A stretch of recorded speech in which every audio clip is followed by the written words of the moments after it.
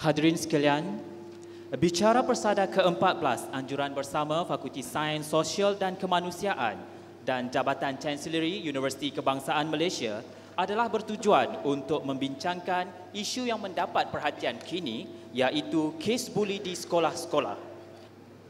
Bicara Persada kali ini juga akan menampilkan pakar-pakar pendidikan, psikologi dan penguatkuasaan bagi mengupas tajuk kita pada hari ini, iaitu buli di sekolah, satu igawan atau realiti. Dengan ini diperkenalkan panelis bicara Persada hari ini, iaitu Profesor Madya Dato' Ali Hassan, Presiden Permuafakatan Persatuan Ibu Bapa dan Guru Malaysia, diikuti DSP Fo Chet Seng, Urustia NKRA, Jabatan Pencegahan Jenayah dan Keselamatan Komuniti, Ibu Pejabat Polis Kontijen Kuala Lumpur.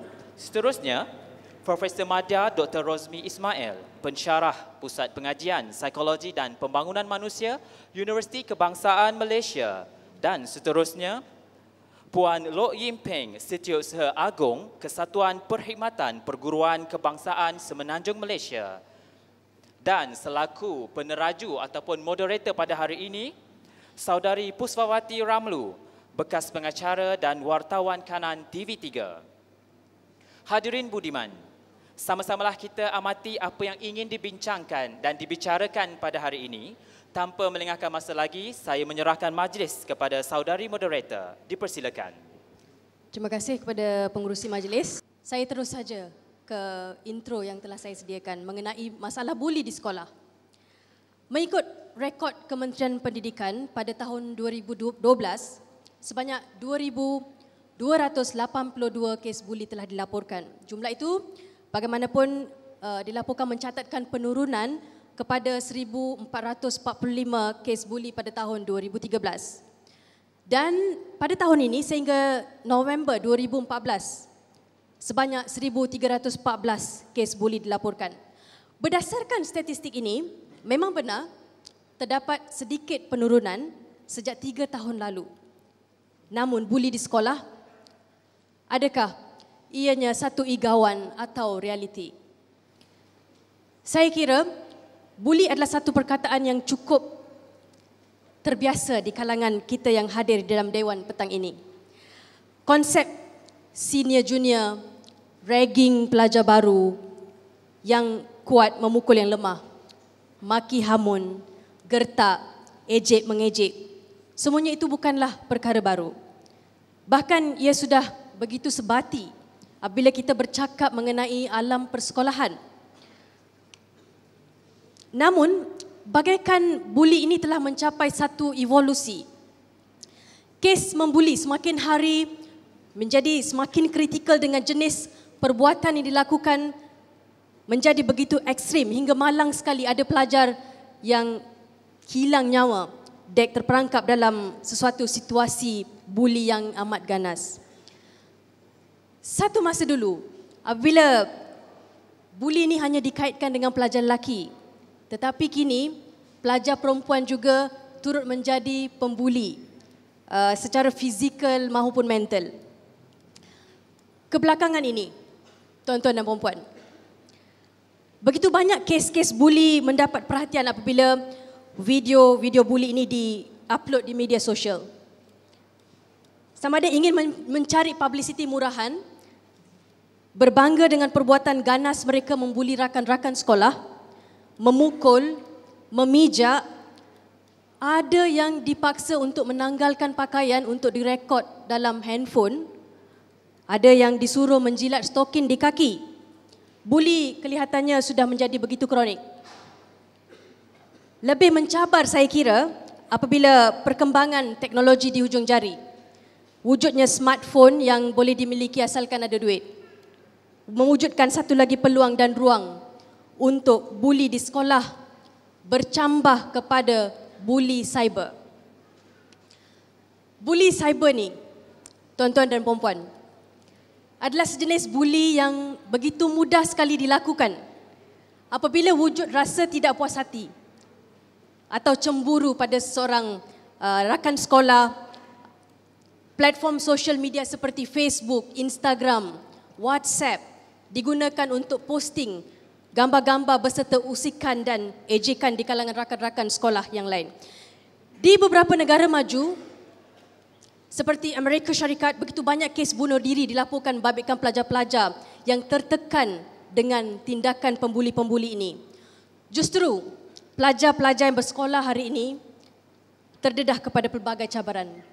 Apabila anak-anak melangkah keluar dari rumah untuk ke sekolah, ibu bapa tidak tahu dalam keadaan apa anak-anak itu akan pulang ke rumah pada hari itu.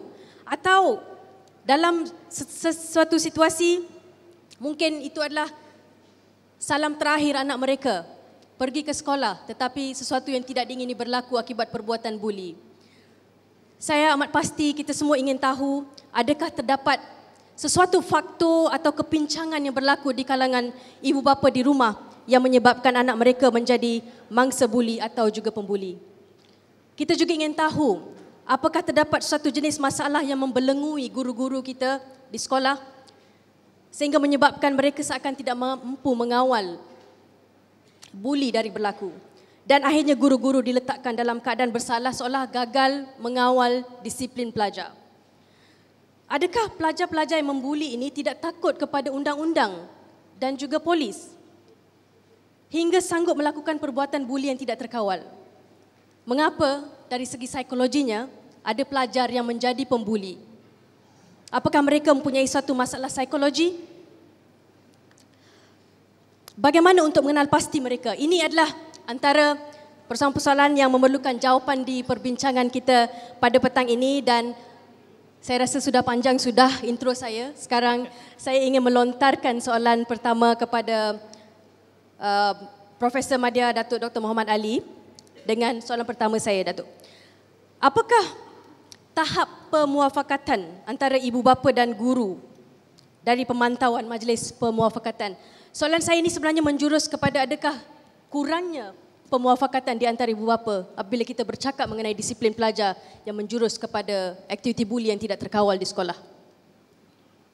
Bismillahirrahmanirrahim. Alhamdulillahirabbil alamin wassalatu wassalamu ala asyrafil anbiya'i wal mursalin wa ala alihi wasahbihi ajmain. Rabbi shrah li sadri wa yassir li amri wahlul 'uqdatam min lisani yafqahu qawli. La haula wala quwwata illa billah azim. Saudari moderator, ahli panel sekalian yang dihormati, Profesor Dr. Azita Azman selaku dekan dan juga pegawai-pegawai daripada UKM, ahli peserta sekalian, Assalamualaikum, salam sejahtera, salam satu Malaysia, salam satu muafakat. Tuan-tuan dan puan-puan, persoalan itu amat baik sekali. Apakah ada atau tidak, wujud atau tidak, sejauh mana permuafakatan? Is a cliche, so, dengan izin. Sekarang ini banyakkan menggunakan perkataan permuafakatan. Istilahnya barangkali sudah makin popular. Permuafakatan antara bangsa, permuafakatan berbagai-bagai dari ideologi politik dan berbagai permuafakatan. Sekarang kita nak menilai sejauh mana permuafakatan antara ibu bapa dengan guru. Jawapannya mudah dan mungkin juga sukar. Pertama, tidak ada pengukuran secara nasionalnya. Sukar untuk saya memberi satu fakta khusus. Berapa peratus barangkali ada pemufakatan di antara ibu bapa dengan pihak guru di sekolah. Tetapi untuk menjawab secara barangkali inilah antara igawan dengan realiti. Dengan realitinya mudah menjawabnya, iaitu bagi saya, kalau kita melihat sekolah-sekolah barangkali yang berjaya dari segi akademik, sekolah-sekolah atau anak-anaknya yang tidak ada disiplin atau kurang disiplin, sekolah-sekolah barangkali yang mungkin saya tak tahu boleh atau tidak kita wujudkan buli sifar. Jadi sekolah-sekolah begini dan barangkali tidak ada ciri-ciri jenayah yang dilaporkan di pihak polis, atau polis barangkali tidak mengenal pasti sekolah-sekolah yang merah, red school, ada sekolah yang merah yang ditetapkan merah. Jadi ini boleh dikatakan sekolah-sekolah begitu telah ada wujud permuafakatan yang baik. Mau tidak mau saya kira sekolah-sekolah ataupun anak-anak yang mempunyai pencapaian yang cemerlang. Sekolah-sekolah yang barangkali yang telah dinilaikan, yang mungkin kita katakan berprestasi tinggi. Ini saya kira telah diwujud permuafakatan. Mau tidak mau, apa saja kejayaan yang dicapai oleh masyarakat setempat di sekolah, tentunya secara langsung terlibat ataupun adanya permuafakatan. Tetapi sekarang balik kepada kita punya persoalan hari ini, igawan. Igawan dari perspektif apa yang kita igaukan? Yang igau seperti juga Puan Moderator mengatakan ialah soalnya peningkatan. Walaupun hari ini kalau tuan-tuan baca dalam surat khabar utusan Malaysia Rabu 17 Disember, tajuknya diberi tidak perlu KPI. Gejala buli masih terkawal. I do not know dengan izin how's your response toward this kind of statement by a deputy minister. Ya, katanya Timbalan Menteri Pendidikan 2 P. Kamalanathan berkata, kes buli di sekolah pada masa ini dilihat masih dalam keadaan terkawal dan dapat dibendung. Menurut beliau hanya 3,019 orang daripada 5.2 juta pelajar sekolah atau 0.06% terlibat dalam kes buli. Maknanya less than 1%. Tapi tuan-tuan dan puan, permasalahan negara, masalah yang berkaitan dengannya, benda yang kecil-kecil inilah jika meletup, probability, the highest probability ialah perkara yang barangkali kesannya yang paling teruk. Ini yang kita khawatir. Saya mengharapkan walaupun saya bersetuju terkawal, tetapi pada umumnya janganlah kita merasa selesa dengan keadaannya. Kita perlu memberi penekanan kepada kawalan yang lebih baik, cara-cara untuk menangani pembulian ini. Sebab the trend yang kita igaukan ialah pertama, buli bukan saja berlaku di sekolah menengah tetapi di sekolah rendah juga. Statistik meningkat bukan menurun, saya kira. Ada statistik yang akan saya paparkan atau boleh dipaparkan. Itu satu. Kedua, trend buli bukan saja berlaku antara pelajar-pelajar lelaki tetapi pelajar-pelajar perempuan. Ini igawan. Ini yang saya kata masyarakat mengatakan igawan. Macam mana ni? Ketiga, trend kalau kita lihatkan perspektif kita kalau misalnya sekolah-sekolah asrama penuh, sekolah-sekolah agama, patutnya dari segi barangkali perspektif penilaian kasar, tak patut berlakunya buli. Tetapi berlaku buli, sampaikan ada di sekolah-sekolah agama, sampaikan buli meninggal pelajar-pelajarnya. Jadi inilah yang perlu kita fikirkan. Kemudian kita fikirkan soal buli ini barangkali ada kaitan mungkin dengan gejala-gejala negatif yang lain. Elemen-elemen barangkali satunya gangsterism, vandalism dan lain-lain yang perlu kita tangani. Jadi bagi saya menjawabnya ialah bahawa ada hubungan baik atau permufakatan yang baik antara ibu bapa dan guru, tapi seperti juga pandangan Timbalan Menteri terkawal, tapi perlu ditangani terus supaya permufakatan itu betul-betul muafakat secara positif. Ya, misalnya bukan saja barangkali pemufakatan daripada ibu bapa dan guru tetapi masyarakat setempat. Ketua masyarakat setempat. Jadi kita tidak boleh menunjuk jari kepada sesebahagian masyarakat. Ibu bapa perlu disedarkan tanggungjawab bersama untuk menangani ini. Bukan sahaja guru dan masyarakat tempat. Jadi setakat itulah jawabnya. Profesor, satu lagi soalan saya. Soalan. Nampaknya Kementerian Pendidikan seolah tidak memberi kepentingan kepada kes buli, memandang remeh boleh saya katakan. Jadi bagi pihak Majlis Pemufakatan PIBG, apa saranan kepada Kementerian Pendidikan ni? Saya tak cakap Kementerian memandang remeh ya. Puan Puspa yang kata gitu ya. Tetapi saya katakan bahawa kita jangan merasa selesa. We should not feel contented. Because you can see, misalnya sebagai contoh, sebab saya tanyalah ibu bapa sebenarnya, pernahkah kita terlihat misalnya buku kecil ini diberikan kepada ibu bapa?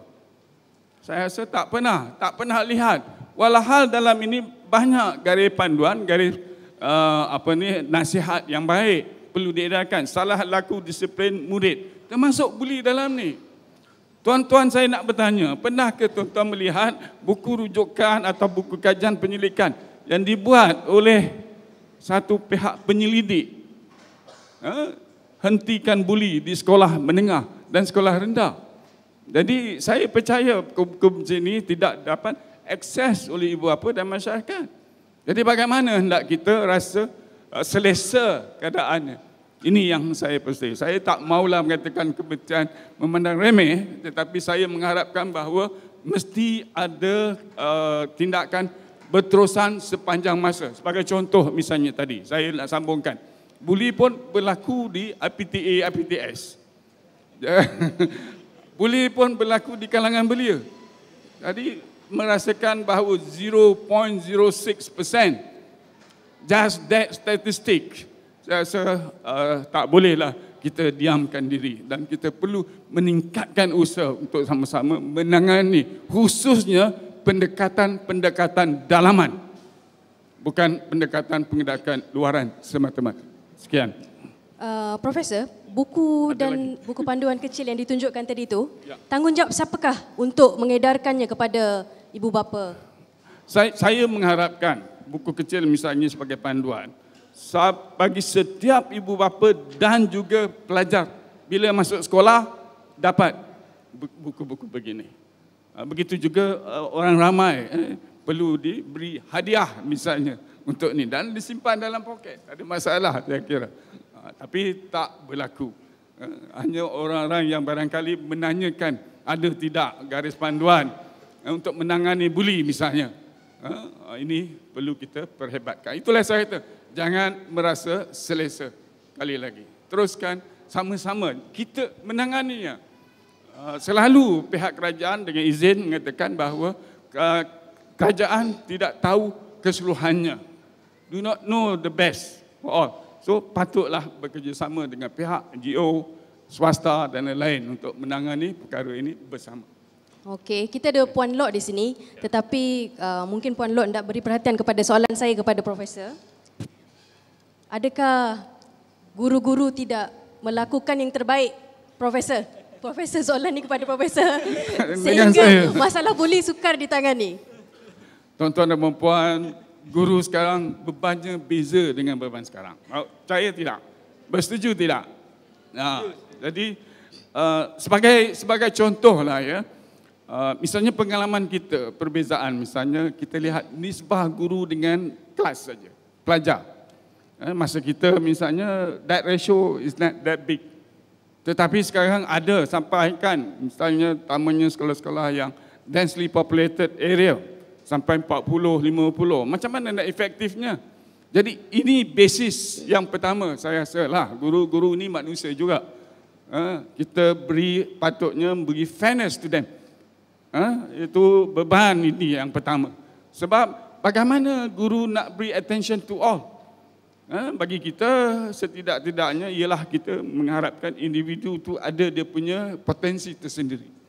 Jadi guru perlu beri attention sebenarnya. Jadi saya tak mau nak salahkan guru, tapi barangkali lihatlah barangkali structure yang ada. Including as I said nisbah. Kemudian barangkali tanggungjawab warden sekolah. Ini mungkin akan dikupaskan mungkin biar. Baiklah. Seterusnya soalan kepada Puan Lok. Apa pandangan Puan Lok dengan kenyataan yang diberikan oleh Profesor? Hello. Selamat petang dan salam sejahtera kepada semua yang hadir, kepada Puspa, moderator dan semua panelis, Dean, profesor-profesor dan semua para peserta lah.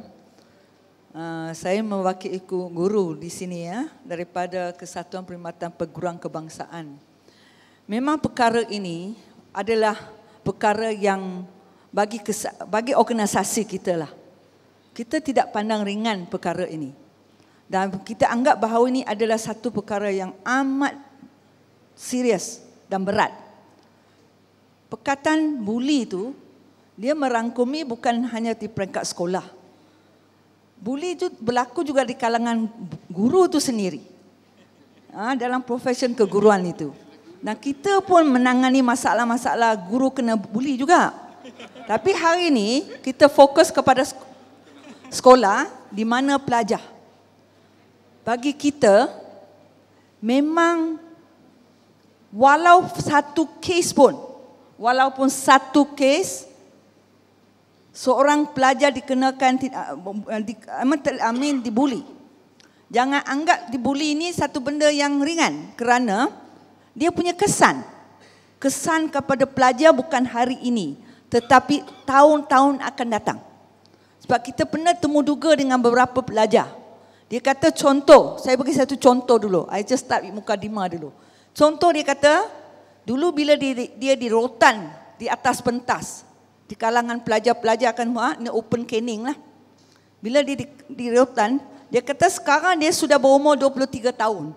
Dia masih benci kepada guru yang merotan dia di atas pentas tu. So kesan itu, kemarahan dia, kebencian terhadap tindakan terhadap dia kerana bila benda itu berlaku di depan kawan-kawan rakan-rakan ni di dalam sekolah itu. So ini satu benda yang kita nampak, kesan-kesan lain akan berlaku. Kadang-kadang kita lihat berdasarkan data yang kita kumpul, kerana tindakan buli ni menyebabkan pelajar itu tidak mau datang sekolah. Dan dia tidak boleh fokus dalam pelajaran dia. Banyak benda macam ni. Tetapi secara realitinya, kita tidak boleh mengatakan bahawa, sebab tu yang saya kata tadi statement yang mengatakan, saya tak boleh katakan apa yang Timbalan Menteri Pendidikan kita tu menyatakan berapa peratus saja. Kita bukan kira peratus. Tetapi ialah di dalam sekolah itu kes yang dilaporkan mungkin peratus dia amat kecil.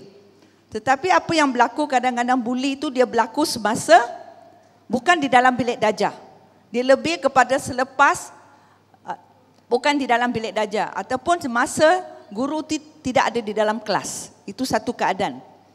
Jadi pelajar kita ini, saya lihat di sini adalah satu, berdasarkan bau-bau ni kita ada buat satu kaji selidik mengenai generasi Y. Bahagian buli ini 308 orang pelajar kita dah demu-duga, dan mereka ini adalah terdiri pada bukan pelajar yang cemerlang, sederhana dengan yang lemah. Dan 40% dari sekolah menengah yang 308 responden ini menyatakan mereka dibuli. 40%. Itu untuk sekolah menengah. Okay? Kemudian sekolah rendah pula dia lebih tinggi sikit. So itu kedudukan dia lah. Untuk sekolah SK kita ada bagikan semua ni. Jadi di sini, dan biasa mereka dibuli ni oleh rakan mereka sendiri.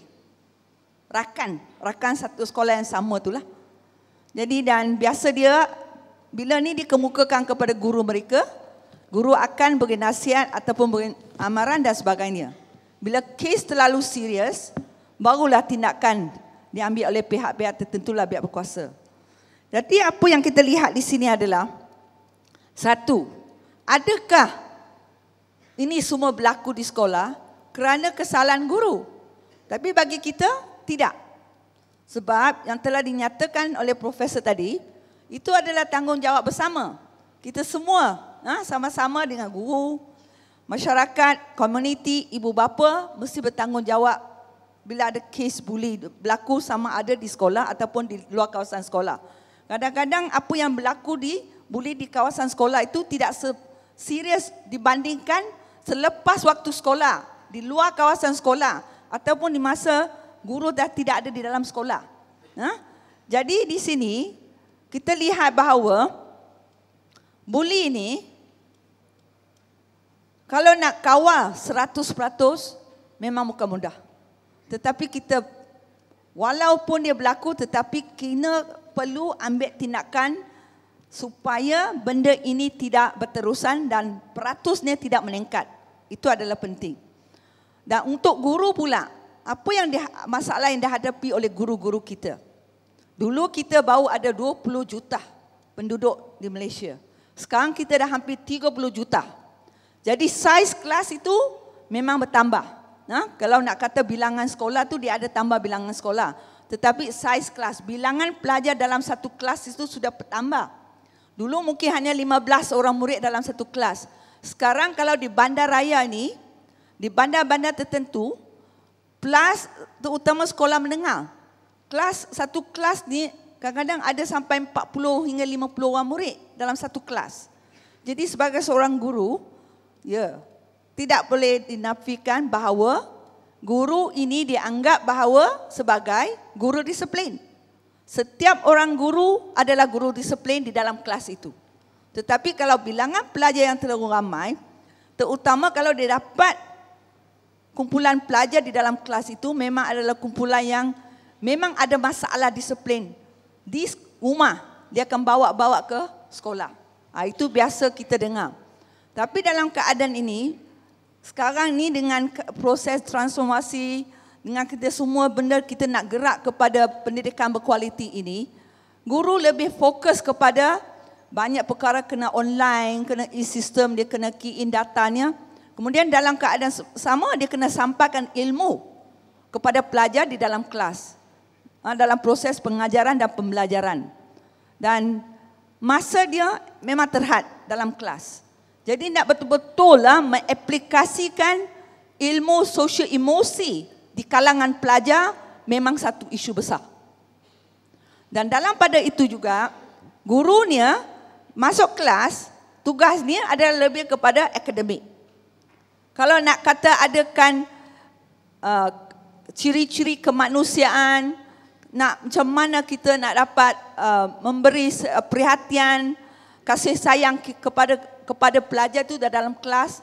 Kadang-kadang saya mohon maaf lah, bukan guru tidak boleh, tapi saya rasa guru tu tidak ada masa yang cukup untuk berinteraksi dengan pelajar dari aspek ini. Puan, aspek kemanusiaan. Puan Lok, okey, boleh saya jelas sikit? Saya nak tanya soalan. Kalau guru terbeban, dia tak boleh fokus pada masalah disiplin saja. Kalau ada satu jawatan yang diwujudkan hanya untuk guru tu fokus pada masalah disiplin, adakah ia akan efektif untuk kawal ataupun membendung masalah buli di sekolah? Sebenarnya organisasi kita telah kemukakan satu kertas kerja kepada Kementerian Pendidikan Malaysia memohon supaya wujudkan jawatan ketua guru disiplin, di mana guru itu akan diberi siri latihan, macam dia boleh dari segi undang-undang macam mana nak disiplinkan pelajar, mungkin melibatkan latihan di PDRM. Dia dah ada ilmu macam mana menangani, dan dia kena macam marshal lah. Dia kena ada, dia bukan macam lembut-lembut, sebab kita di sekolah sekarang hampir 65% adalah guru wanita. Dan kadang-kadang nak menangani masalah-masalah disiplin ni, kalau sekolah itu katakan sekolah yang ramainya pelajar lelaki. Jadi dia perlu adalah ciri-ciri guru disiplin yang begitu untuk menangani masalah ni. Jadi itu satu benda yang kita lihat bahawa harapan kita adalah wujudkan jawatan ketua disiplin, ketua guru disiplin. Satu jawatan khas untuk setiap sekolah itu. Dan dalam pada itu juga, kita lihat buli ini, kita perlu beri kesedaran kepada anak murid kita, pelajar kita dari aspek pendidikan. Pendidikan mengenai buli. Ini adalah sangat penting. Saya rasa dalam cyber kan, melalui internet kita lihat London, di England semua, mereka ada buatlah satu jenis program melalui online, memberi kesedaran kepada anak murid, pelajar-pelajar, supaya mereka tahu apa ciri-ciri yang bila kena buli, dia kena lapor kepada siapa, macam mana dia menangani masalah dia sendiri bila dia dibuli. Itu penting, kita kena didik mereka, memberi kesedaran untuk menghadapi masalah-masalah macam ni. Kita tak boleh kata, bila ada buli, baru kita nak ambil tindakan. Tak boleh. Sekarang kita kena lebih awal, dah ibu bapa mesti diberi pendedahan mengenai ilmu ini, pelajar kita dan juga melalui guru-guru kita kena sampaikan. Dan organisasi kita dari semasa ke semasa adakan seminar-seminar seperti ini untuk guru kita. Khasnya memberitahu, memberi kesedaran kepada guru kita pasal gejala buli. Bila pelajar itu dibuli, apa tindakan guru itu? Dan macam mana nak beri pendidikan itu kepada semua guru? Tanda-tanda kalau pelajar itu kena buli. Supaya dia dapat mengetahui. Sebab banyak kes buli ni kadang-kadang pelajar tu tak berani nak beritahu. Tak berani nak beritahu kecuali ada macam polis masuk dengan uniform baru dia takut. Kalau tidak, macam itulah. Puan, satu lagi Puan.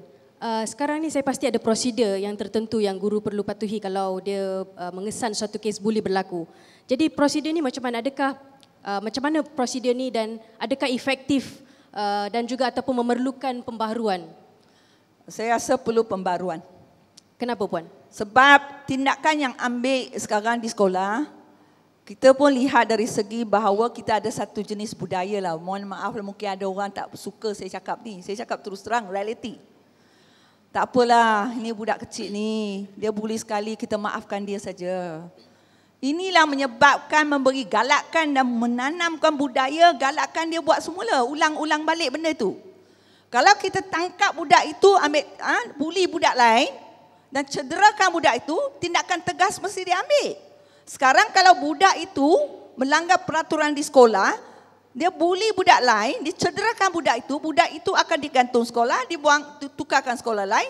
Kemudian kalau ibu bapa dimohon supaya dia balik ke sekolah itu, lepas beberapa bulan dia boleh balik ke sekolah itu. Ulanglah balik masalah itu. Itulah berlaku sekarang. Jadi dia perlu ada tindakan yang tegas supaya budak itu sendiri, budak yang membuli budak lain tu kalau kena tangkap, kalau terlibat kumpulan itu, dia mesti diberi, mungkin terlibat dengan program pemulihan kesedaran untuk membolehkan dia tidak berterusan macam mengambil tindakan buli terhadap orang lain lah. Dan dalam masa yang sama kita bukan hanya boleh lihat kepada pelajar yang membuli, tetapi kita juga mesti fokus kepada pelajar-pelajar yang kena buli. Kita lebih kepada yang tu sebab kita bimbang yang kena buli ni dia tidak akan beritahu orang lain dan akhirnya kita tidak tahu apa akan berlaku kepada dia. So itu pun kenalah lihat. Boleh saya simpulkan bahawa sekali lagi Kementerian Pendidikan perlu mainkan peranan yang lebih serius lagi. Begitu maksud Puan? Dia perlu ada beberapa peraturan dah.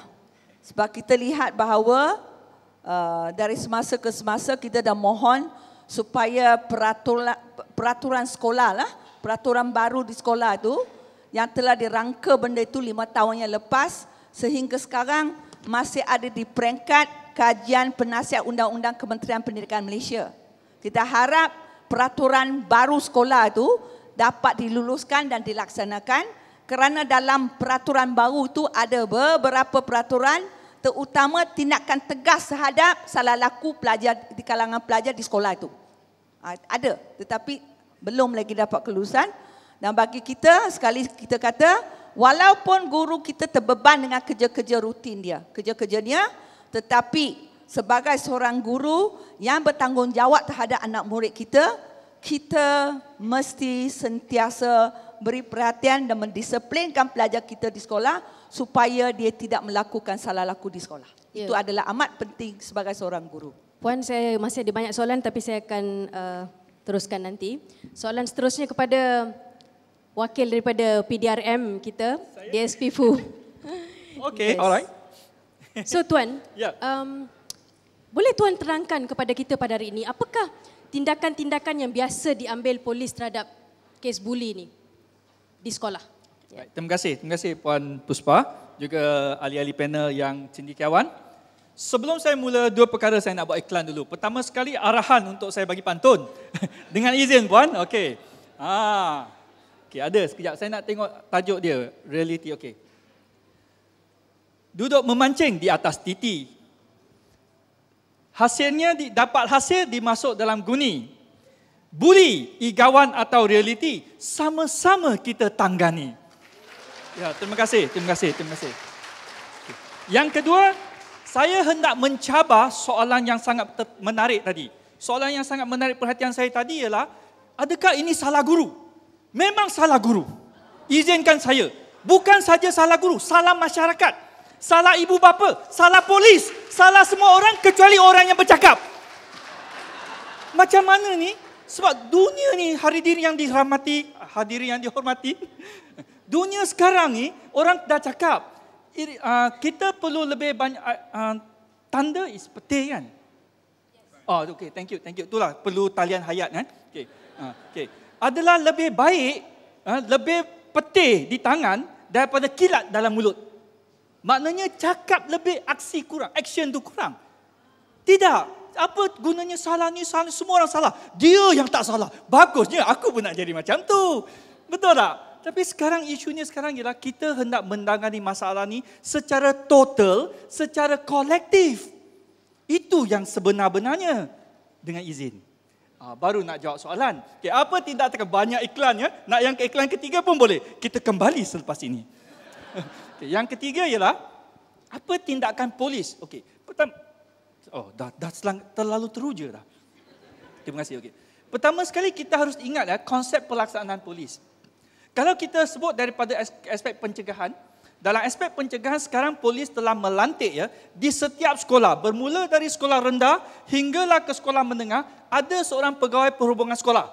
Kita panggil PPS, pegawai perhubungan sekolah. Kalau di peringkat sekolah rendah, kita letakkan anggota pangkat rendah. Itu pun berpangkat ya. Sekurang-kurangnya sarjan major ataupun SI. Dan kepada sekolah menengah, kita meletakkan pegawai sekurang-kurangnya berpangkat inspektor, ASP ataupun DSP. Okay. Jadi secara tidak langsung, mengapa kita hendak adakan pegawai perhubungan sekolah ini? Sebab kita hendak menangani isu yang mana orang cakap, polis kalau hadir, mungkin masalah ni akan, pelajar akan lebih berdisiplin. Harapan kita macam tu. Okay, memang itulah harapan kita, termasuk harapan pihak polis juga. Itu dari aspek pencegahan. Kalau dari aspek tindakan pula, polis hanya boleh bertindak sekiranya kita terima aduan. Ataupun perkara itu berlaku di depan mata kita. Sebenarnya kalau perkara itu berlaku di depan mata polis ataupun orang awam, kita harus bertindak mencegah. Contohnya kalau kita lihat dua orang tengah bergaduh, kita tak boleh kata, you gaduh dulu, saya panggil polis. Tak boleh, tak sempat je. Jadi tindakan kita ialah terus pergi mencegah. Jangan gaduh, nanti polis tangkap. Itu dah pencegahan. Kalau kita nak tangkap dia pun boleh, tapi jangan cederakan dia. Itulah sebab kadang-kadang orang meragut mengapa orang awam boleh tangkap. Memang orang awam boleh melaksanakan tangkapan. Tak semestinya polis. Tetapi tangkapan yang dilaksanakan oleh orang awam harus berhati-hati. Pertama dari keselamatan diri dia. Dia pergi menangkap, silap-silap dia pula tercedera. Sedih, kesian. Polis pergi tangkap, polis dah dilatih, tak apa mah. Jadi itulah sebabnya harus boleh menerima aduan baru kita boleh bertindak. Itu rasionalnya. Okay. Tapi itu bukan alasan. Itulah sebab kita ada tindakan pencegahan. Okay. Lebih daripada itu, sekarang kita melihat, kita kata seorang pegawai perhubungan sekolah, polis di dalam sekolah tak cukup. Satu sekolah kategori A hampir 3,000 pelajar. Satu polis boleh ke polis itu datang tiap-tiap hari? Oh tidak. Tidak sempat nak datang tiap-tiap hari. Tapi apa kita boleh buat? Sekarang kita dalam konteks kita hendak menambahkan kita kata bukan kata penguatkuasaan, kita menambahkan orang kata apa? Mata dan telinga, kita menambahkan ejen yang boleh membantu. Spy. Bukan itu saja, kami akan melatih. Selain daripada itu, setiap kadet sekolah, itulah sebab sekolah tubuhkan kadet sekolah. Semua kadet-kadet sekolah ni kita akan melatih mereka untuk membuat pencegahan. Bukan saja kadet sekolah, kelab pencegahan sekolah. Jadi sini ada cikgu-cikgu ke? Oh, terima kasih. Selamat datang cikgu-cikgu semua. So, sekolah kalau tak ada kadet polis, cepat-cepat pergi pohon. Sekolah tak ada kelab pencegahan, cepat-cepat pergi pohon. Sebab kita akan perkukuhkan tindakan-tindakan ni kepada mereka. Jadi student sendiri boleh sendiri memantau. Lepas tu satu lagi kita nak tambah. Banyaknya polis nak tambah. Seronok ni. Seronoklah sebab polis, hari diri yang dihormati sekalian polis pun ahli masyarakat. Anak-anak polis pun pergi sekolah. Kan? Jadi sama-sama kita nak tangani. Alright, okay. Bagi balik pada isu yang kita nak kata, sekolah ni, guru-guru disiplin, kita hendak lantik mereka sebagai sukarelawan polis. Tapi kalau kata satu sukarelawan polis tak cukup. Bukan saja itu. Kalau sekolah, ada calon-calon yang layak, kemukakan nama. Jadi sama-sama kita akan melatih mereka untuk menjadi polis sukarelawan dan tugas mereka di sekolah tu mendidik anak-anak bangsa. Wow. Pagi-pagi mengejar angsa. Hebatnya guru mendidik anak bangsa. Jadi kita kata respect lah. Jadi guru-guru yang berkelayakan kita nak latih mereka juga jadi polis sukarelawan. Tengok sebenarnya banyak lagi saya nak cakap tetapi harus bagi laluan kepada yang lain. Jadi Tuan, Ya, silakan. apabila Tuan katakan PDRM hendak melatih guru di Betul. kalangan guru menjadi sukarelawan, di kalangan pelajar menjadi Ya. CID. Oh, okey, CID. Dan sebagainya. Tapi sejauh mana Tuan yakin, PDRM yakin apa yang akan dilakukan ini Ya. mampu untuk mengubah ataupun mengelakkan daripada buli ni terus berlaku? Oh, terima kasih. Soalan mencabar. Memang saya yakin. Saya yakin boleh buat. Mengapa? Kita harus melihat ya, aspek buli ni, kalau kita nak berikan tanggungjawab ini kepada cikgu, kan? Kita tahu, cikgu tidak boleh berada di setiap penjuru dalam kawasan sekolah tu, setiap masa 24 jam, tak payah balik rumah. Tapi kalau macam saya daripada sekolah pun, saya dulu sekolah berasrama. Kita panggil warden asrama. Warden asrama duduk bersama kami. Tapi dia pun tak boleh berada di setiap penjuru. Kita pergi tandas, takkan dia nak ikut. Kalau dia ikut pun, kita ada 100 orang dalam asrama tu, 100 orang ke dia nak ikut? Tak mungkin. Tetapi setidak-tidaknya kita hendak menambahkan, orang kata apa, satu konsep bahawa anda diperhatikan. Macam mana kita nak tambahkan konsep tu? Kita tambah orang yang bertanggungjawab. Jadi secara tidak langsung, pelajar kita akan rasa, ini aku diperhatikan. Aku diperhatikan oleh siapa? Oleh pelajar-pelajar sendiri, oleh guru-guru sendiri, oleh polis sukarelawan sendiri, oleh pegawai perhubungan sekolah sendiri, oleh warden asrama sekali, oleh hampir semua orang lah perhati. Strategi ni pernah diaplikasikan di mana-mana? Sebenarnya, terima kasih soalan itu. Sebenarnya ini adalah perancangan yang sedang kita melihat bahawa perkara ini sebenarnya kalau kita lihat statistik ya, statistik membuktikan bahawa benda yang dilaporkan ini berkurangan. Tetapi isu ini makin dihangatkan kerana wujudnya satu orang kata media sosial. Okey, tetapi saya tidak hendak menyalahkan media sosial. Sebab kalau tak ada media sosial, kita senang banyak. Senang banyak pasal apa? Sebab banyak benda kita tak ambil berat. Tapi bila adanya media sosial, dia sensasikan sesuatu perkara, kita ambil iktibar daripada perkara tersebut supaya cepat-cepat kita hentikan. Orang selalu cakap, apalah dah berlaku baru nak cakap, dah berlaku baru nak ambil tindakan. Saya punya cakap pula, dah berlaku tak nak ambil tindakan boleh ke? Tak boleh. Jadi dah berlaku cepat-cepat ambil tindakan, baguslah. Sebenarnya kalau boleh kita nak mencegah. Tetapi dalam mencegah tu tak ada orang ambil peduli, tak ada orang ambil tahu. Jadi orang tak bercerita. Bila dah berlaku, orang baru nak bercerita. Kalau kita cerita balik, tindakan pencegahan buli. Dari zaman saya sekolah dah ada dah. Zaman saya belajar tawarikh. Alamak, pecah rahsia. Maaf, saya belajar tawarikh dulu. Tawarikh, orang Gen Y tak tahu apa tawarikh. Cikgu jangan cakap. Jangan bagi tahu. Biar diorang tak tahu apa itu tawarikh. Tawarikh ni kita zaman dulu-dulu kita belajar. Tapi zaman dulu dah ada. Tetapi mengapa dulu kita tak petikaikan? Sekarang sebab dah berlaku baru nak sensasikan. Jadi lihat tak? Maknanya pencegahan telah pun ada. Cuma kita tak cerita pasal pencegahan sebab tidak disensasikan. Sehingga ada berita sensasi, baru kita nak cerita. Tuan, saya masih berminat dengan strategi itu lagi. Tapi Ya. Mungkin strategi itu berkesan di dalam sekolah, tapi kita tahu buli bukan terhad di kawasan sekolah sahaja. Bagus. Di luar kawasan sekolah. So Betul. bagaimana apa yang strategi diaturkan ni boleh mencegah buli? Terima kasih. Okey, di peringkat luar pula, kita lihat konsep rakan kop. Ya, rakan kop. Tadi saya dah sebut ya, cikgu tidak dapat berada di setiap penjuru di dalam sekolah. Sama juga dengan polis. Tak ada satu dunia pun dapat meletakkan setiap polis di setiap penjuru kawasan dia, setiap negara dia, di setiap masa 24 jam dan melaksanakan semua undang-undang dalam negara tersebut. Apa yang kita dapat lakukan ialah kita panggil penguat kawasan terpilih, iaitu kita meletakkan penugasan polis di kawasan-kawasan yang strategik. Tapi selain daripada itu, kita ada konsep rakan kop. Untuk makluman hadirin yang dihormati sekalian ya, rakan kop ni, konsep rakan kop telah memenangi anugerah pada tahun 2005 ya, satu konsep di mana memudahkan masyarakat menyampaikan maklumat kepada pihak polis hanya melalui telefon. Masa tu belum ada telefon pintar lagi. Jadi kita mungkin dengan SMS. Jadi kita melatih orang awam ya menjadi mata dan telinga pada pihak polis. Pihak polis tak nak tahu siapa yang mengedarkan maklumat tersebut sebab takut orang kata identiti anda dirahsiakan. Tapi sebenarnya kita hanya nak maklumat. Jadi apabila orang awam hantar maklumat kepada pihak polis dapat bertindak. Sama juga dalam konteks kes buli ini. Sekiranya kita dalam berjalan kita melihat kawasan sana ada sesuatu yang aneh. Kita tak sempat nak pergi menyiasat, kamu tengah melakukan budi ataupun kamu tengah melakukan pemerasan peras ugut. Kita tak dapat pergi tanya.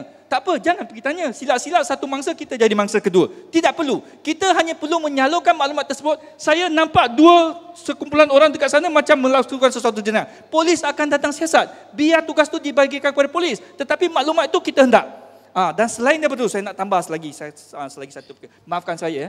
Saya dah pegang mic, susah nak lepas. Maafkan saya. Tapi lepas ni saya tak nak pegang. Saya akan letak balik. Okey, begini. Kalau kita tengok konteks buli ya, sebenarnya konteks buli ni kalau kita melihat undang-undang, ia adalah peras ugut ataupun ugutan jenayah. Tetapi apabila dia tidak iaitu dia mendatangkan ketakutan sama secara fizikal ataupun secara mental ke apa terhadap seseorang, ia ada satu kesalahan yang lazim ditangkap, maknanya serius. Tetapi di peringkat sekolah kita tak nak kata section 506 ni, sebab nanti dia lihat sebagai serius dan sekolah tu ada bermasalah, orang tak nak pergi sekolah, tak boleh. Mana lagi nak hantar anak-anak kita kalau tak ke sekolah?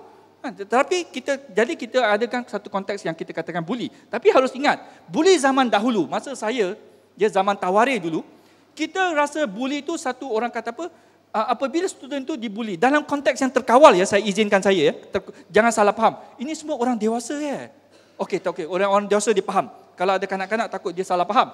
Begini, kalau kita kata konteks buli, saya tak kata buli. Satu orang kata satu tindakan tekanan sedikit, secara tidak langsung apabila dia membesar, kalau berlebihan dia jadi sebagaimana Puan Loh sebut tadi. Ya, dia menjadi satu igawan pada diri dia. Dia jadi self-esteem dia jatuh. Tapi dari konteks ini, kalau ada sedikit tekanan, secara tidak langsung kita didik dia, orang kata apa, lasak. Mengapa saya cakap demikian? Maafkan saya. Okey, saya tak nak cakap organisasi lain, nanti kita sebut. Saya sebut polis cukup. Dulu masa zaman saya pergi rekrut dulu, zaman Tawarikh kan, kita pakai seluar pendek, sekarang seluar panjang. Guru kawat kita boleh angkat tongkat katuk kepala, tapi tak adalah sampai cedera, ketuk. Jadi kita rasa itu buli ke? Tidak, secara tidak langsung kita jadi lasak. Sekarang tak boleh. Kalau guru kawat katuk sikit, guru kawat kena ambil tindakan. Jadi secara tidak langsung kita tengok polis sekarang masih kuat. Jangan risau hadirin yang hormati sekalian. Yakinlah pada kami. Kami masih kuat dan kukuh. Cuma orang kata apa? Kelasakan. Wow. Perkataan tu ya, kelasakan tu banding dengan dulu menghadapi cabaran. Sekarang pun boleh lah. Sekarang pun boleh. Oh, okey, terima kasih. Saya sebenarnya nak tanya lagi kepada Tuan, tapi kita boleh. Tapi saya rasa sekarang kita beralih kepada Profesor Madya Dr. Rozmi. Okey, Prof, adakah boleh kita katakan pelajar-pelajar yang suka membuli ni mempunyai masalah psikologi sebenarnya? Kalau dia normal, dia tak mungkin akan menjadi pembuli. Bismillahirrahmanirrahim. Assalamualaikum warahmatullahi taala wabarakatuh. Yang saya hormati Puspa sebagai moderator, rakan-rakan panelis. Di hadapan saya ini semua saya kenal, boleh katakan 80% saya kenal. Rakan-rakan, colleagues, my boss, dekan dan lain-lain. Malah di belakang sana ada juga pelajar-pelajar yang kita kenal. Halo, hai, Assalamualaikum. Sebelum saya teruskan kepada soalan tadi saya nak tanya satu soalan yang asas lah. Pernah tak saudara-saudari di hadapan saya ini merasai ataupun pernah dibuli? Tak kiralah semasa sekolah, sampai dalam pekerjaan, saya rasa boleh katakan hampir 90% pernah dibuli ya. Mungkin sedikit ataupun banyak bentuk buli tersebut. Right. Okey, soalan tadi Puspa tanya, apakah kita boleh kenal pasti? Adakah pelajar yang suka membuli ni boleh dikatakan mempunyai masalah psikologi? Ya. Pertama sekali kita boleh lihat dalam konteks sosiopsikologi lah kan. Dua bentuk di sini. Pertama sekali kita akan lihat dalam konteks sosialnya kan. Biasanya orang yang membuli ni dia punya masalah dari segi hubungan sosial dia lah. Yang pertama sekali mereka ni kurang bersosial, kurang bergaul, agak terhad dari segi jumlah kawan dia, ataupun bergaul dalam orang-orang tertentu sahaja, tidak bergaul dengan ramai orang, kelompok-kelompok tertentu saja. Itu yang pertama sosialnya. Yang keduanya dari segi emosi. Mereka ni mengikut kajian, mereka ni kebanyakannya adalah punya masalah emosi. Seperti mereka kurang merasai empati misalnya. Kalau kita manusia yang normal ni, kita ada perasaan empati. Misalnya kita tengok orang sakit, orang dihukum, orang dicedera, kita rasa kesian kan. Tapi biasanya orang pembuli ni, yang membuli ni, mereka ada masalah emosi, mereka tidak boleh menepasi konteks empati itu, tidak dapat memahami apa yang dialami oleh pesakit. Biasanya mereka ni ada kaitannya dengan biasanya dia ambil derak ataupun ambil dadah misalnya mereka mengambil dadah dan akhirnya mereka tidak ada perasaan tersebut. Ini boleh dibuktikan. Banyak kajian mendapati pembuli ni biasanya mereka terpengaruh dengan dadah. Kebanyakan, tapi tidak semuanya. Yang ketiga, kita boleh lihat dari segi personality. Kebanyakan pembuli adalah orang yang tidak ada confidence, less confident, ataupun dari segi self-esteemnya sangat rendah. Very low self-esteem. Mereka tidak yakin diri. Mereka tidak boleh, kalau mereka bermasalah, mereka tidak ada cara untuk berinteraksi supaya masalah itu selesai. Misalnya saya berdendam dengan Puspa. Kalau saya berdendam dengan Puspa, sepatutnya saya berjumpa dengan Puspa, saya bercerita saya tak suka dengan awak dan sebagainya. Tapi orang yang menghadapi masalah ini, biasanya mereka pendam.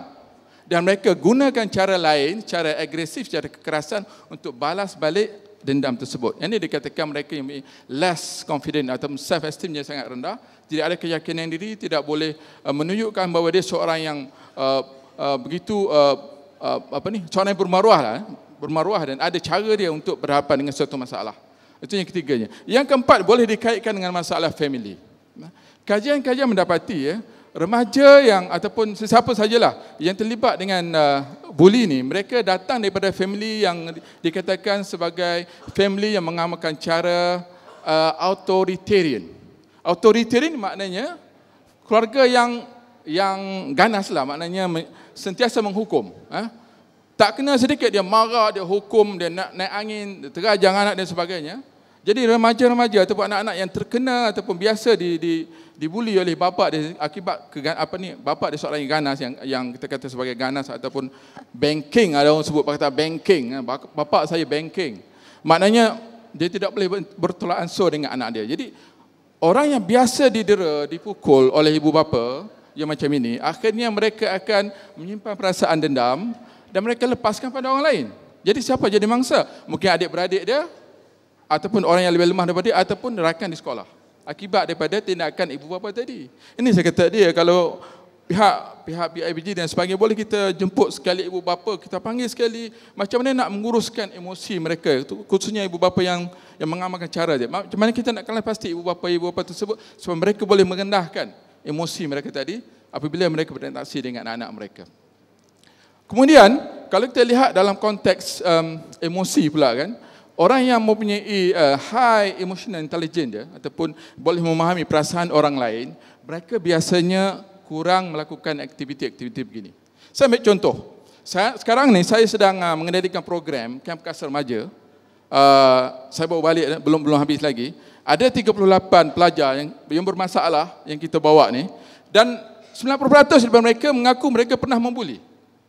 Saya tanya dalam sesi kaunseling dan juga sesi berinteraksi itu, mereka mengesahkan bahawa kebanyakan mereka pernah dibuli. Dan kita tanya lagi, apakah sebab kamu membuli orang lain? Dia kata, memang hidup kami begitu. Saya pernah diterajang, saya pernah dipukul, ibu dimarah oleh mak dan sebagainya. Akhirnya benda itu terjadi kepada orang lain yang berada di sekeliling. Siapa dia? Kawan dia. Kawan dia yang biasakan lebih lemah. Kan? Kemudian, kalau kita lihat dalam konteks masyarakat kita secara lebih umum, in general, terlihat bahawa it's a budaya lah. Masyarakat kita hari ini ada satu budaya, iaitu budaya yang kita sebut sebagai in-group dan out-group. Kumpulan kita, kumpulan mereka. Itu biasa kita dengar kan, masyarakat. Dalam konteks masyarakat mesti ada. Kumpulan kita, kampung dia, orang kita, orang dia. Ini geng kita, geng dia. So benda ni kadang-kadang terpengaruh, mudah terpengaruhi, akan mempengaruhi anak-anak tu bahawa sifat mengiktiraf geng kita dan tidak mengiktiraf geng orang lain menyebabkan kita akan membuli geng tersebut. Kita lihat dalam masyarakat kita ini berlaku kan, dan di universiti ada kan, di universiti ada konsep senior versus junior, freshie, senior. Siapa yang menjadi mangsa? Biasanya menjadi mangsa adalah freshie, junior. Jadi masa saya dulu saya pernah lah dibuli, dan sekarang kita ada lah. Masa kita jadi student baru ni macam-macam lah sini yang kita buat. Tapi saya ingat pada masa itu kita tak anggap itu bully dan kita enjoy. Dan mungkin bentuk bully masa itu tidaklah sesuatu yang menyakitkan, lebih kepada humor. Misalnya suruh basuh kain dia kan, kutip sampah, rokok kan, nyalakan api rokok. Dia benda-benda itu pada saya enjoy. Tapi sekarang ni saya nampak pattern dia adalah lebih kepada distraction ataupun merosakkan. Kalau kita lihat dalam media kan, keadaan lebih serius dan lebih merosakkan. Jadi Prof, bagaimana adakah kaunseling ni, memberikan kaunseling kepada pelajar yang suka membuli ni boleh membantu dia kalau di sekolah? Ya, kami seorang kami percaya kepada sebagai seorang psikologis, saya percaya kepada kaunseling, bahawa dalam proses pemulihan, sebab itu dah ada bimbingan dan kaunseling. Di sekolah dia ada bimbingan, malah di sekolah ada cikgu kaunseling kan. Kita sentiasa percaya bahawa sesuatu masalah perlu kita bawa bincang. Walaupun masalah personal, kita perlu bawa bincang. Apa masalah kamu sebenarnya? Contoh kan. Jadi sesi kaunseling biasanya sesi kita meluahkan, kita menceritakan, kita share kan. Jadi sesi-sesi ini adalah sangat penting. Kalau tidak, kita tidak mengetahui secara lebih mendalam apa yang sedang dialami oleh seorang yang dikatakan sebagai mangsa ataupun pembuli itu. Jadi melalui sesi kaunseling kita boleh kenal pastinya. Pertama kita boleh diagnose. Kan, diagnose ni ada dua jenis. Mungkin kita diagnose dari segi fizikal. Kita boleh nampak dia ada tak dalam komponen ataupun badan-badan part of body ni ada kesan-kesan kena pukul, kena tumbuk, bengkak dan sebagainya. Itu yang kita boleh nampaklah dari segi fizikal. Tapi kalau segi emosi, macam mana kita nak kenal pasti? Jadi seorang yang train psikologis, kaunselor dan sebagainya, dia tahu, dia dilatih bagaimana nak mengenal pasti orang-orang ini yang pernah menjadi mangsa. Misalnya, dia murung, dia tak bercakap. Kenapa dia ni dah lama tak datang sekolah? Kemudian datang sekolah tak bercakap. Oh, something must be wrong. Jadi kita kena panggil budak ini, pelajar ini, kan? Apa masalah dia sebenarnya? Mungkin dia boleh dikaitkan dengan buli, kan? Kita kena kenal pasti dari segi emosi dia, dari segi kemurungan dia tadi. Mungkin dia mengalami masalah berinteraksi dengan rakan-rakan sebelah dia kerana masalah tadi. Dan satu lagi trend, Prof, mungkin Prof nak jelaskan. Biasanya seperti saya sebutkan dalam intro saya tadi, buli biasa dikaitkan dengan pelajar lelaki. Yep. Tapi sekarang kita tengok trend dia, banyak pula pelajar-pelajar perempuan juga terlibat. Jadi dari segi psikologinya mungkin Prof nak jelaskan sedikit kenapa timbul keadaan macam ni sekarang. Ya, biasanya apa yang kita faham, bila kita sebut buli biasanya melibatkan orang lelaki kerana dia lebih kepada aktiviti fizikal, kan? Pumbuk, terajang, sepak itu biasanya dia lelaki. Tapi trend masa kini dan semua maklum bahawa bukan hanya lelaki, malah wanita juga terlibat. Jadi saya rasa ini lebih kepada exposure lah ataupun pendarahan kepada media akibat daripada terpengaruh dengan filem, media, video dan sebagainya yang kita boleh akses, orang kata buat macam ni saja kita boleh dapat maklumat begitu. Bila mereka terpengaruh dengan aspek-aspek ini, mereka akan lebih cepatlah untuk terlibat dengan aktiviti-aktiviti tersebut. Malah kita lihat bahawa bentuk keganasan dia itu kadang-kadang menyamai kan dengan lelaki. Itu kita nampak sepak terajang, walaupun dalam berpakaian kain, pakai kain, pakai tudung, pakai apalah yang melambangkan kewanitaan, tapi mereka masih lagi tetap melakukan aktiviti tersebut kerana mereka mudah terpengaruh akibat daripada media yang ada pada hari ini. Jadi cadangan daripada Profesor apa yang boleh dilakukan sebenarnya kalau dari segi psikologinya lah? Sebenarnya banyak sebab kita kenal pasti bahawa there's no single factor. Tidak ada satu faktor penting sebagai penyumbang utama. Sebenarnya banyak faktor lah. Faktor peribadi, faktor personality, faktor diri, faktor family, keluarga, faktor environment, sekolah dan sebagainya. Memang banyak faktor. Oleh itu untuk mengatasi masalah bully ni, saya rasa kita kena tackle all those factors lah. Tak boleh hanya ambil faktor ini. Jadi antara faktor pertama yang kita kena pastikan adalah faktor keluarga tadilah, di mana mereka datang itu, di mana anak-anak itu datang, remaja itu datang. Kita kena tackle faktor keluarga dan barulah kita tackle faktor individu tadi. Okey, kita masih ada lagi masa. Saya ada satu soalan kepada Puan Lock, tapi sebelum tu saya nak tanya juga pada Profesor Romzi. Apabila psikologi ni, dari segi psikologi, pembuli ni membuli mangsa. Jadi mangsa ni apa kesan ni kepada mangsa? Adakah kesan kepada orang yang dibuli? Orang yang dibuli itu. Saya rasa memang jelaslah mengikut kajian-kajian dan juga pemerhatian kita sendiri pun. Pertama sekali kita lihat kesan dari segi psikologi adalah kemurungan. orang yang sentiasa dipukul, dibuli, biasanya mereka murung. Macam mana karakter orang murung? Yang pertama, less interaction, tidak mau bercakap. Sentiasa berdiam diri, kurang bergaul. Yang kedua, mungkin karakter murung ni boleh kita lihat dalam konteks sekolah ni, dia dah mula ponting. Mula ponting, tidak mau pergi sekolah. Yang ketiganya, karakter murung ni kita lihat mereka lebih suka berdiam diri, tak mau bercakap. Tak mau bercakap, senyap je dalam kelas. Dan yang lain-lain mungkin kita boleh kenal sepasti dari segi mereka ni tidak suka kepada ramai orang lah. Mereka suka bersendirian. Itu karakter. Yang keduanya dari segi social life dia. Kita nampak dia memang jelas tidak boleh bergaul dengan ramai orang. Mungkin sukar untuk berjumpa dengan cikgu. Mungkin dulu dia lain. Dia seorang yang suka berjenaka, seorang yang bersosial. Tapi sekarang sudah senyap, tidak mau lagi berjumpa dengan guru dan sebagainya. Mungkin prestasi akademik dia juga adalah baik, tapi sekarang sudah menurun akibat daripada itu. Kemudian yang lain-lain adalah dari segi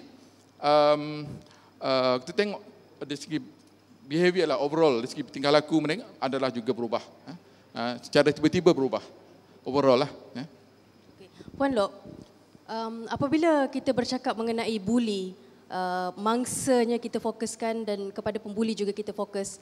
Jadi bagaimana pula kesan apabila terjadi suatu kes bully ni di sekolah? Adakah guru-guru juga terkesan dari segi psikologi dia? Okey. Jadi sebelum saya jawab soalan ni ada kaitan sikit lah. Saya dah dengar apa yang panel-panel lain yang berkongsi ilmu dengan kita dan pengalaman mereka. Satu perkara yang saya lihat sini untuk masa akan datang, mungkin universiti ataupun tengoklah mana pihak yang berkaitan perlu buat kajian mengadakan ilmu sosial emosi. Kita bangunkan ilmu sosial emosi di kalangan pelajar dan guru dan juga ibu bapa. Kalau kita semua ada ilmu itu, saya rasa kita boleh hadapi masalah. Kita dapat menangani bukan hanya masalah bully. Banyak masalah-masalah sosial yang kita hadapi. Bagi satu contoh yang kita tengok dalam media, TV, ada juga dari semasa ke semasa di mana kes ragut. Bila dia kena ragut, dia meragut orang lain apabila ibu dia sendiri cedera. Ini satu tanda-tanda yang makan diri sendirilah.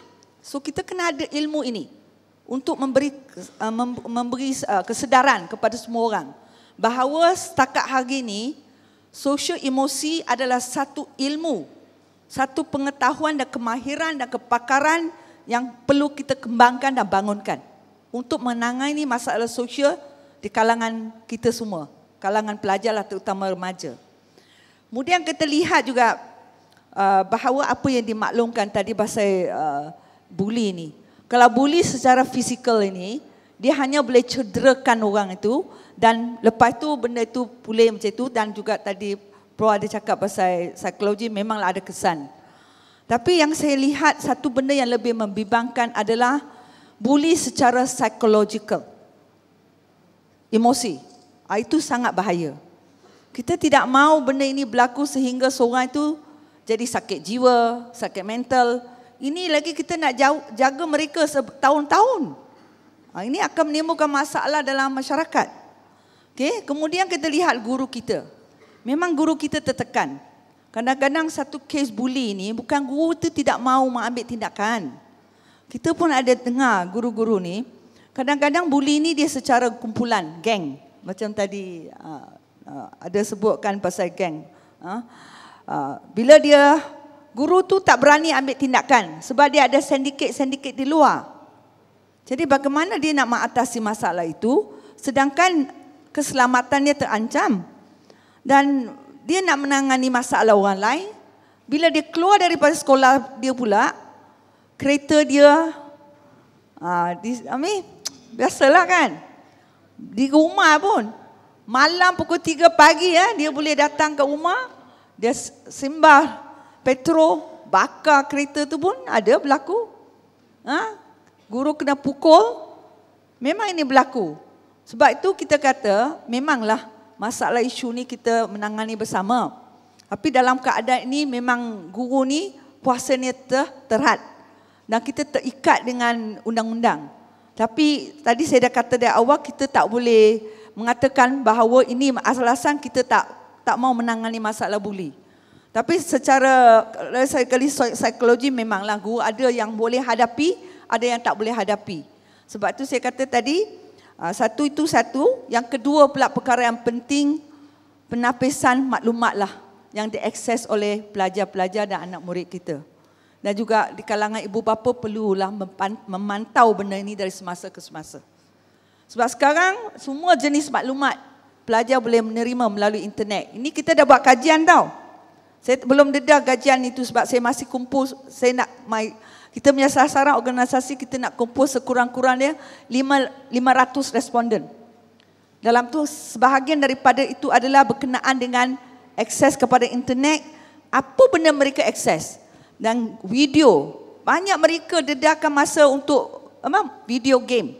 Dan banyak video-video game ni sangat agresif. Semua ni mempengaruhi pelajar itu tau, bertindak seperti ini.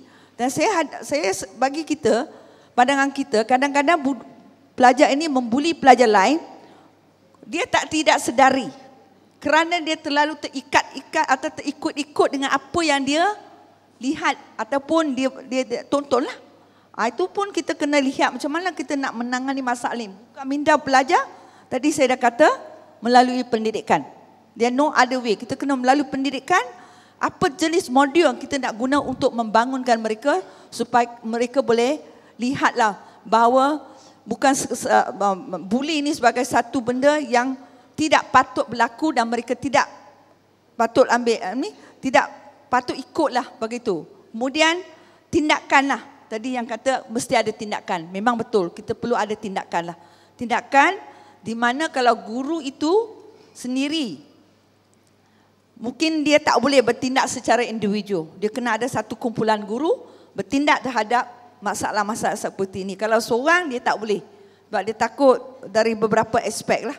Saya rasa setakat inilah sebab apa yang kita lihat yang penting di sini adalah kita kena lihat buli ini sebagai satu cara, satu keadaan di mana dia bukan hanya memberi tekanan kepada guru tetapi juga kepada semua, kepada ibu bapa, guru, tapi kesannya memang ada terhadap pelajar itu sendiri juga. Boleh saya tambah sikit? Boleh. Saya nak tambah lagi poin saya tadi tentang transfer of bully tadi tu. Seorang peserta Kem Perkasa ni, dia menceritakan kisah hidup dia. Dia pernah dibuli oleh bapa dia seorang yang garang. Jadi dia telah mula terjebak dengan aktiviti jenayah. Jadi dia menceritakan pada saya lah pada suatu malam. Sebab dia dah biasa dibuli, jadi dia tak ada perasaan kasihan belas.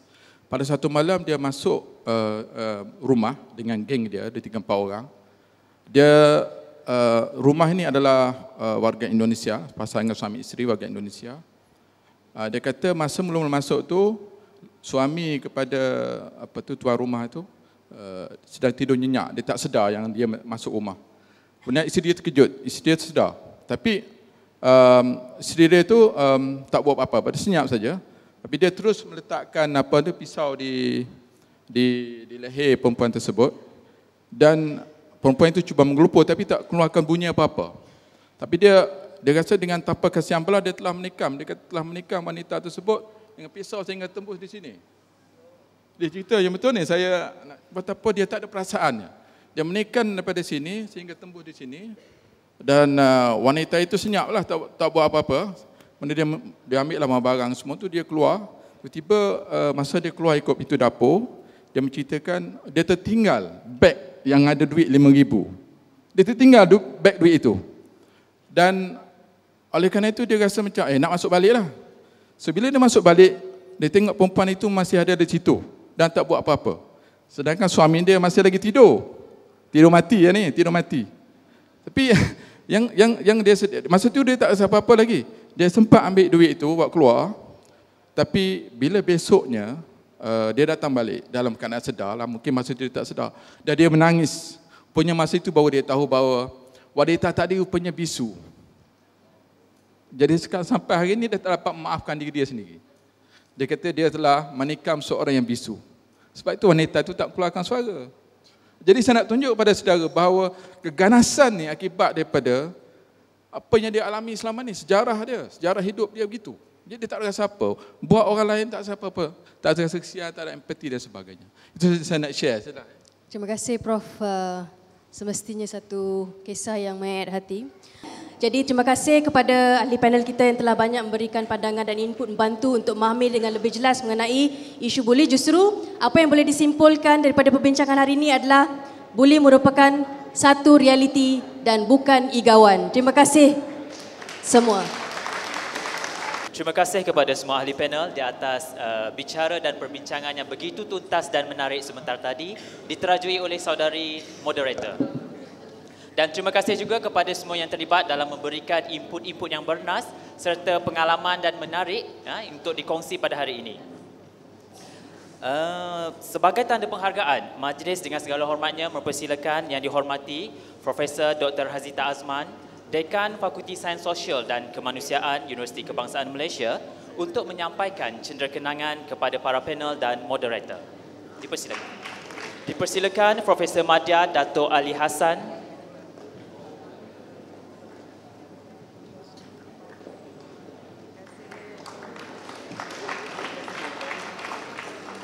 Seterusnya dipersilakan Puan Lok.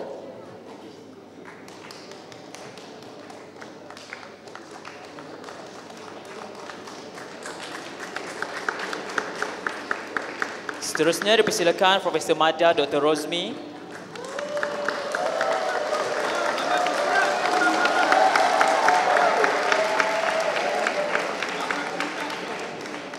Dan seterusnya panel yang sering mendapat tepukan, Tuan Fo.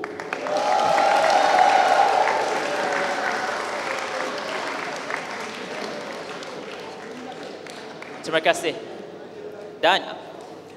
Dan seterusnya peneraju utama bicara persada pada petang ini dipersilakan saudari Puspawati. Terima kasih yang dihormati Prof. Sekali lagi majlis mengucapkan jutaan penghargaan kepada semua yang hadir dalam menjayakan bicara persada pada hari ini. Semoga dengan apa yang dilakukan pada hari ini mendapat keberkatan daripada Allah Subhanahu Wa Taala. Bertemu kita lagi di bicara persada akan datang. Akhir kalam daripada saya. Sekian, wabillahi taufiq wal hidayah. Wassalamualaikum warahmatullahi wabarakatuh.